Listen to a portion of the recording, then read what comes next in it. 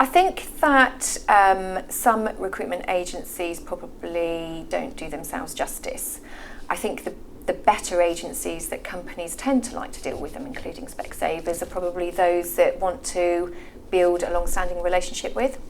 And I think from that you're able to then establish the relationship. They're able to understand the requirements of the business better and therefore really kind of pinpoint the candidates that are really suitable for the business.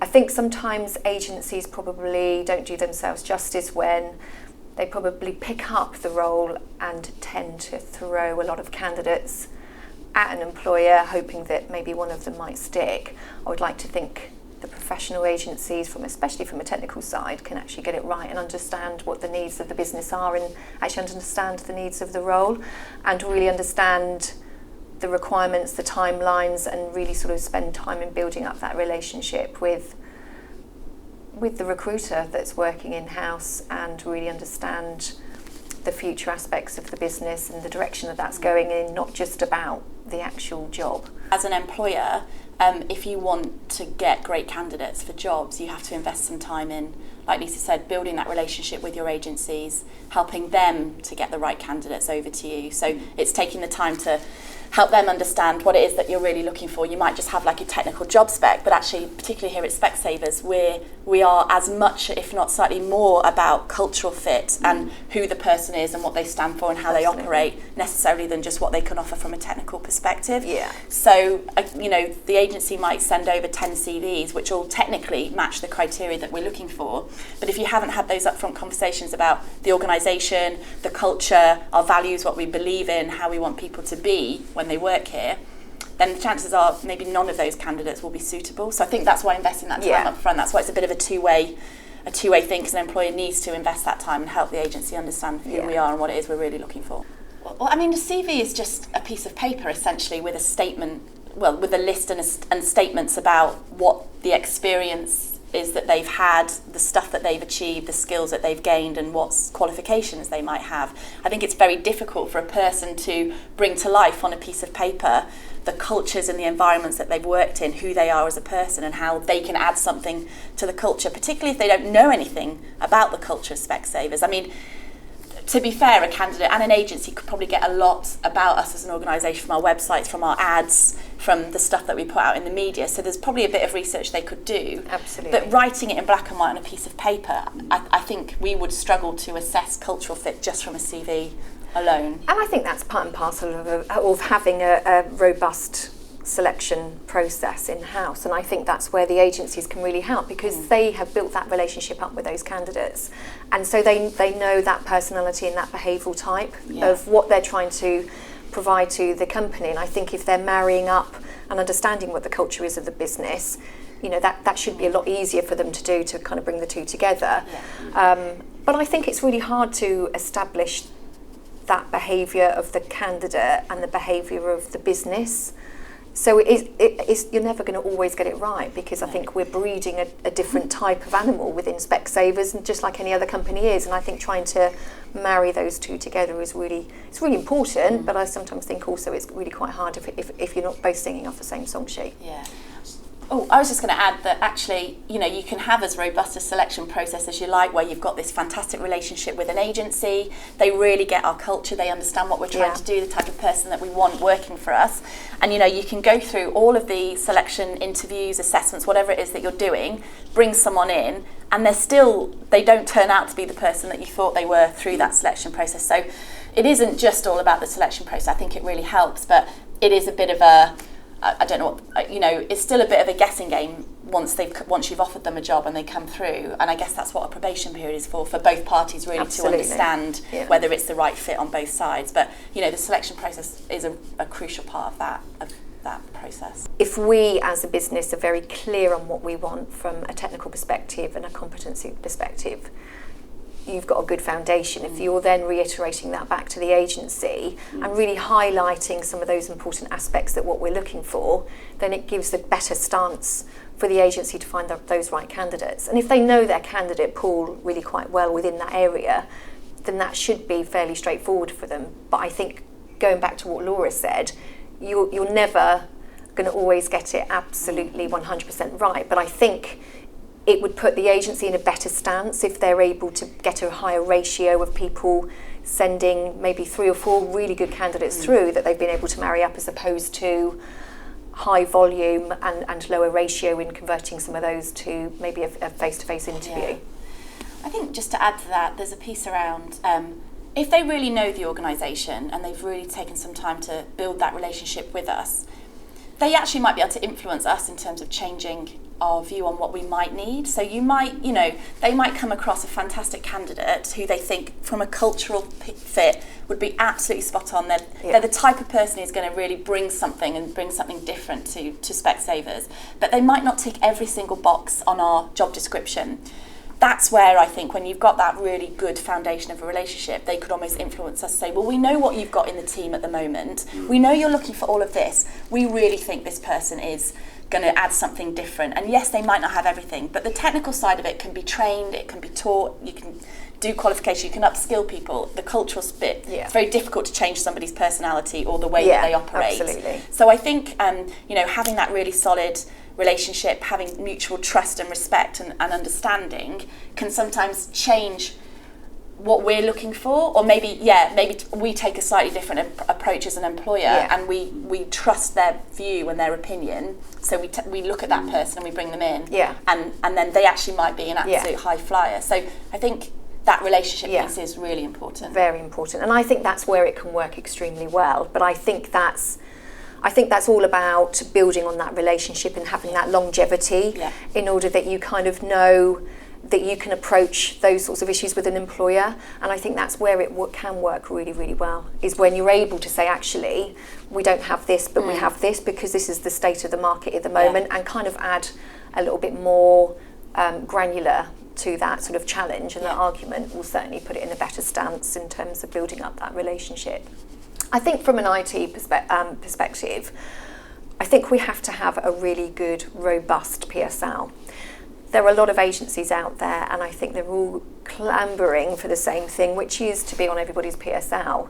So I think it's really hard from an employer's perspective to think, actually, what is it that we want? What is it that we need? What is it that they can deliver? What are they saying that they can deliver on? And actually, what is the end result going to be? And I think once we've got that, and we have now a structured, robust PSL, you're able to then establish those relationships. And I think in some other parts of the business, that's probably a little bit more flexible. But I think certainly with IT, because of the candidate market, the types of roles that you're actually recruiting for, it's really important for us to have an established relationship that we can build on and evolve with. And I think taking those agencies with us on that journey where we do evolve, it's really important for us to continue sharing that knowledge and experience from our perspective and from them. And I think they can kind of really influence, is what Laura was saying before, some of what's in that marketplace, because although as an internal resourcing team we have that knowledge and understanding, having it from an agency perspective really kind of puts a different dimension onto it. As an organisation, I think as we move forwards, we're thinking about Oracle skills, digital skills now, and 2-3 years ago that probably wasn't even on our radar. So I think agencies who have a really good understanding of the changes in the industry, in the marketplace, future trends, who can almost be one step ahead of us and help us identify some of the gaps that we might have in our skill set, or if they understand our plans and where we're going, they can start planning with us in terms of how the industry is evolving, how we're evolving as an organisation. And like I said, they can help then fill the gaps for us. We have our own internal resourcing team. So in effect, we're taking out a third-party supplier from that process. So we hire directly ourselves. We've managed to get our agency usage down to around 4%. That's obviously a big cost saving for a lot of companies going through an internal resourcing route. I think for Specsavers, we would always say that we would never be without agencies. I don't think the market would be in the right place if we were. So we always recognise the fact that we do need relationships with third-party agencies, and I think the more that we can establish those relationships with the PSL that we actually have is probably going to be more of a longer term relationship as opposed to reviewing that PSL every year because of the decrease in the usage of them. I think the benefits of us doing that, we're able to really support our own employer brand better, maybe then diluting that when you are using maybe a third party externally. We're able to retain a lot of costs, and I think from an agency perspective, from some of our research that we've done recently, it would probably indicate that some of those agencies' hires we haven't had great retention with. And I think some of that might come back to understanding our culture, and we were talking a bit about before about the behaviours, the culture, and really understanding and matching up against our own sort of values, culture, and behaviours that we have internally. That maybe sometimes an agency, because that relationship can be a bit, use you 1 month, maybe not use the next. They might have that missing link sometimes, but that's not always a bad thing in some of the roles. I think when you're working with an agency, maybe on an executive search basis, they kind of eat, sleep and breathe Specsavers, and I think if you're establishing that, you probably would get we would hope, probably more of a positive outcome. So I think for us, we have that relationship with hiring managers.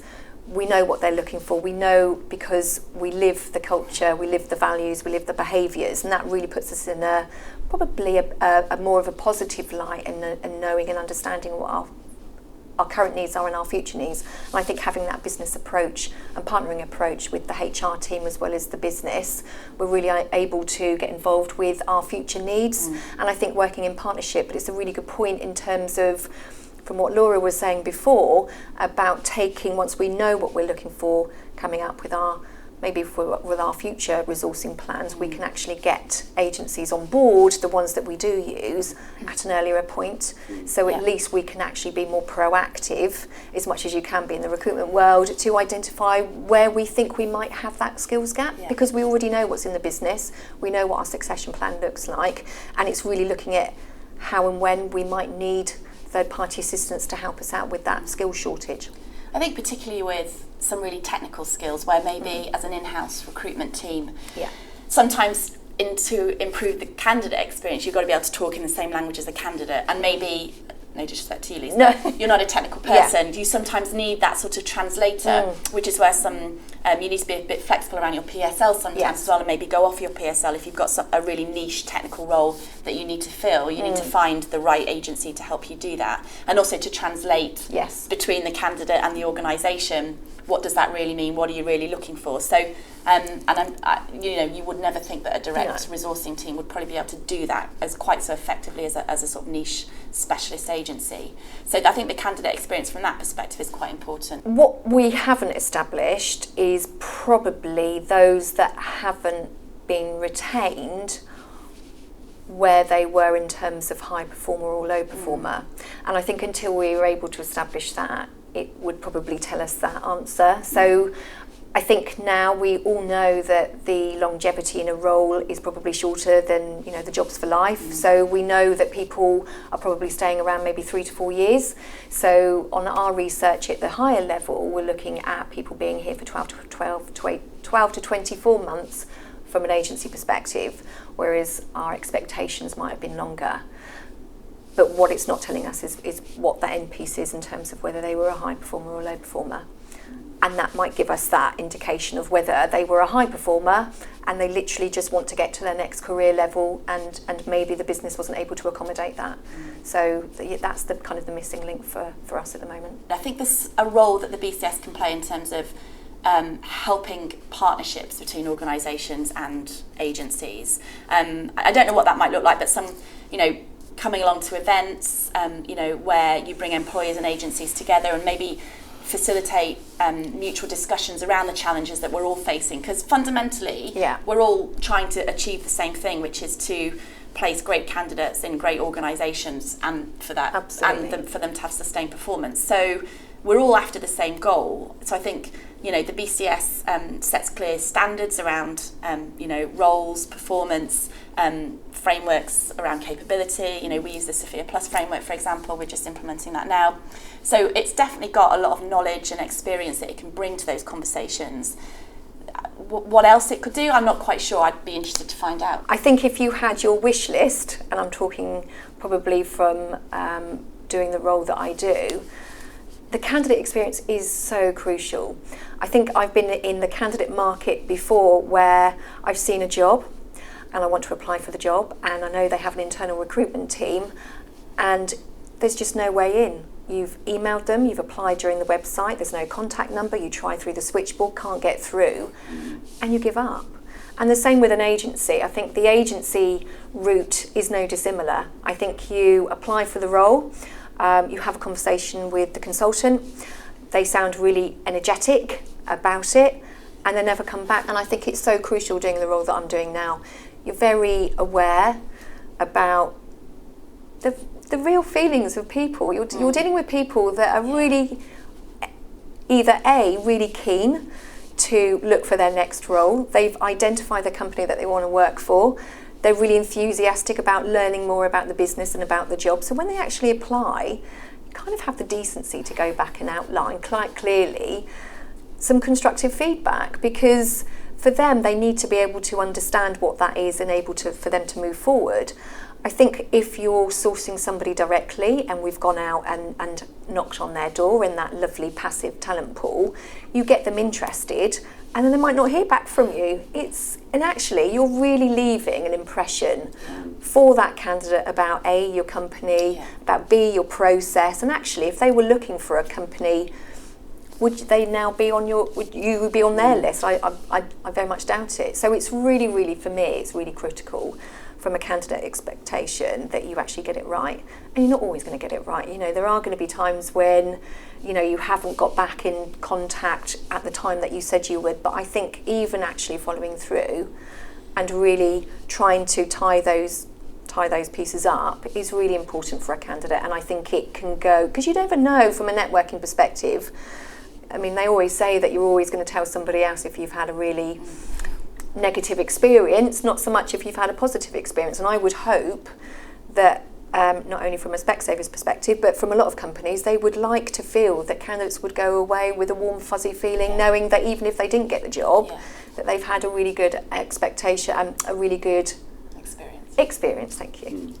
I think it's just about honesty as well. I think, you know, from a personal perspective, some of my experiences have been, the best ones have been where I might have applied for a job, but the agency or the organisation, if it was a direct application, they've just been honest with me, and you know, they've represented their brand in a way that, like you said, Lise, doesn't sort of turn me off and think, actually, from what I've experienced so far, that's not an organisation I want to work for if that's the way that they're going to treat me as a potential future employee. I think it's about, you know, just remembering, whether you're an agency or whether you're resourcing directly, that you are representing a brand, and you will leave an impression with that candidate and with that person, and they will then talk about that. So what do you want to leave that person thinking about you as an organisation, even if you're the agency? And that's where the relationship comes in, because essentially they're just an extension of you as an organisation. So it's about the brand, it's about the reputation, and like you said, it's about that candidate experience. And it's about just being honest with people. If you're not right for that job, just tell me. Don't waste my time, don't waste your time, but do in a way that's constructive and positive and leaves you with that a good feeling. Yeah, absolutely. In my experience dealing with recruitment agencies, the ones that I've had more success with and better relationships with are those that are the boutique agencies rather than your larger agencies that have got an office in every city, around every corner. Because what I think gets diluted is the service. And I think then from the service, you then probably get diluted with the fact that you're not the biggest client, because you're in such a big bowl of other clients and who probably got better rates that they've got with those clients, that you know, you'll literally then start getting down the pecking order. Whereas I think with boutique agencies, what I think they get right is the fact that everybody's just as important as the last person. So, and actually the relationship is better. They actually get time to spend with you, and they really want to build that relationship, and you actually see it, you know, that what they say they do. You're not just a number, you're not just another client. It's not about how much money you put through the door. They're genuinely interested, and that's the way that they portray themselves. So I've had probably better relationships from that perspective, because I do feel that the service can get so diluted. Essentially, as an organisation, we're a customer of theirs, and I think sometimes they can forget that. And like you said, whether you're a big customer, a small customer, you're still a customer. And one of the sort of things that we are doing at Specsavers is around how do you behave with people. It's about seeing a person as a person. And I think if we can find agencies that mirror our culture around behaving and partnering with us in that way, we are more likely to want to build that longer relationship with them. And I think we have had experiences with some of the bigger agencies where you don't get that. You don't feel valued. And I think a lot of the agency pitch is pretty much the same.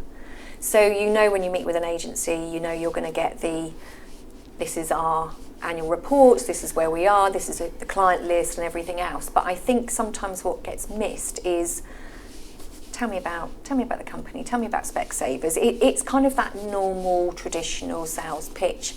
Sometimes when you're sat and you're reviewing your PSL and you're sitting in front of, or there's 20 agencies sat in front of you, you can pretty much know verbatim what each of them are going to say. You kind of want to hear something different, and that doesn't mean being creative and innovative about what do we give that no other agency can give, because you're all there to do the same job. You're all there to supply candidates. What I think sometimes gets missed is that link, maybe the personal touch, because I think that's where the boutique agencies actually do get it. They're not. They don't come across as, right, okay, so my boss is going to be phoning me up to think, actually, what have we done as an area this month? And it's not all about the pounds, shillings and pence. And if it is, they don't show it. So, and I think sometimes that is the difference. They make you feel special, but not in an agency way. It's more of it kind of ends up as a personal relationship as opposed to a corporate agency relationship, and I think sometimes that's when other agencies can kind of miss out, because that relationship is quite powerful. And I think what you end up doing is probably giving more to those boutique agencies, because if that relationship is there, then you know that you can pick up the phone at 7 o'clock on a Friday night and say, look, I've been in a meeting all day, this is kind of what's coming out of it, just to let you know, just in case it comes up next week. You probably wouldn't do that if that relationship wasn't there, because you want to share, you want to help them help you. Sort of in it together, aren't you? Absolutely. I don't think IT recruitment is broken. I think we are just in a changing world, and I think more organisations are potentially going down the direct hire route because it's more cost effective. Like you were saying earlier, Lise, it's around really representing the organisation and being able to engage potential candidates really early on in the process and really get them hooked in to who we are as an organisation and build that excitement around the role and the company. So I think if agencies can find a way to somehow link into that, and I think it does come down to that relationship and that, building a relationship for the future and helping us plan and understand where our gaps and our needs are and how they can help us achieve our goals.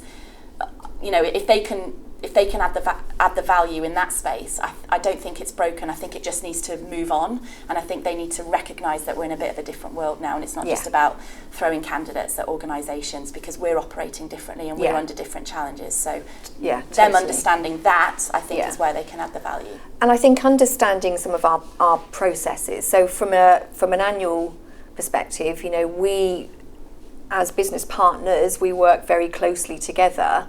And so Laura would work with the IT function to really understand what's coming up in the next 12 months because she's writing that strategy with them. So we would then get involved at that stage to really kind of think, well, actually, how is that going to impact recruitment? What do we need to do to kind of manage that from that strategy? And I think for an agency to really understand and ask some of those really key questions around, what's coming up in the next 12 months, what's your kind of timelines with that? And I think sometimes it can get frustrating from an internal resourcing team when you have a hiring manager emailing you or picking up the phone and saying, this agency's just phoned me and just sent me a CV out of the blue. Thankfully, they don't tend to be on our PSL, but I don't think agencies really do themselves or put themselves in the best light when they're going out of patter. It's really trying to understand how a company operates, what their processes are internally, and how you can use that to your advantage to kind of help the business. And I think even if you're not on the PSL, having that understanding that the fact that actually if you go outside of that process, you're not going to do yourself any favours, are you? No, I think it's about respect. Yeah, it is. You know, it's a bit of mutual respect, isn't it? Because I think the hiring manager thinks actually the internal resourcing team aren't doing their job because I've managed to come up with a really good CV. Well, that's not the case at all, but that sometimes you're working with the hiring manager to showcase that talent pool that you've been so hard working to kind of build up, or you actually have that process. And I think sometimes that wouldn't put you in a good stead when you're kind of going out round the back of the houses trying to kind of get a foot in the door. And I know that's how agencies sometimes work and how they need to get business, but that won't put you in a better stead in the future. If you're trying to get on that PSL, don't argue with the internal recruiter on the phone, just because you want to keep them on the phone to try and get there and understand their PSL and how can we get on it and when you're going to review it and can I send you my terms because that's a tick in a box for me because my boss needs to see me have that tick in the box. You know, there are different means and ways of going around it, and I think having more of a friendly approach would help. If an agency, whether they're on or not on our PSL, can demonstrate that they can really become a valued partner with us, that really means something. And I think that's where the relationship has some longevity. I think you could say the same for any industry, and I think that we're probably not talking about anything new. It's just whether, you know, this is still going to be around in another 10 years. So I don't think there's anything new that's coming up that agencies aren't certainly aware of, or maybe companies are aware of. I think with recruitment there's a process. I think there's a way of doing things, and I think and that process does evolve. And I think the way that agencies can maybe learn from that. So, for example, just looking at a company's way of how they assess and select, kind of look at ways of, you know, what is the company working on, really kind of get involved from that perspective will really make us maybe value that input a lot more from agencies. So I don't think we're talking about anything new. I think these problems were there. I know they were probably 10 years ago and will continue to be. I think it's maybe just regrouping and really understanding the needs of a business. Yeah. So I don't think the answers aren't new either. So, you know, the answers to some of whether IT recruitment is broken, I don't think it is broken. I don't think the answers are anything above and beyond what we probably already know ourselves would be the answers.